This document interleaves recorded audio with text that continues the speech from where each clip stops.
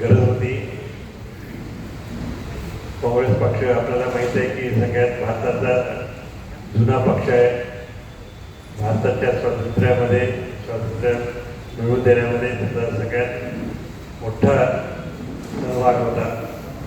त्यामुळेच आपल्याला लवकर स्वातंत्र्य सुद्धा त्या काळात मिळालं.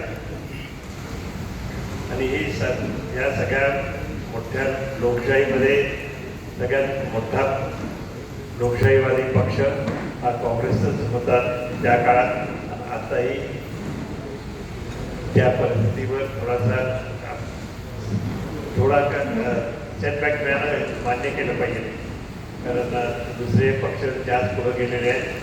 तर आपल्याला पुन्हा आपली गाडी रुळावर आणायची असेल तर आपल्याला काँग्रेस पक्षामध्ये रिऑर्गनायझेशन करणं अत्यंत गरजेचं आहे. आणि ज्यांना चांगलं काम करायचं आहे त्यांना ही संधी चांगली आहे. त्याच्यासाठी सगळा ओपन दरबार तरी आज ठेवलेला आहे. आणि पुढच्या 6 दिवसामध्ये ते पूर्ण जिल्हा कव्हर होईल. आणि त्यामुळे निश्चितच एक नवीन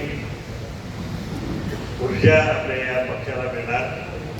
आणि त्यासाठी आज आपण सर्व एकत्र आहोत.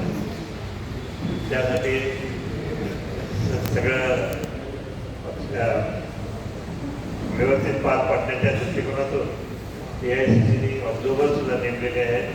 पाठकजी आहेत, सावरकरताई आहेत.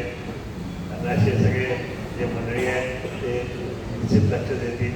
आणि सगळ्यांना ज्यांना जे विचार मांडायचे ते मांडायला जागा आहे. सर्वांना चान्स आहे.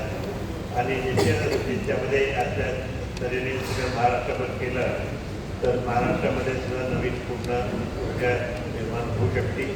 आणि त्याचा हा मुख्य प्रयत्न आहे. आणि भविष्यात सुद्धा या संघटनेचा काँग्रेससारख्या संघटनेचा सातत्याने लोकांना उपयोग होत राहील. कारण हा सर्वात मोठा लोकशाही पक्ष जो आहे तो सर्व भारतामध्ये पसरलेला आहे.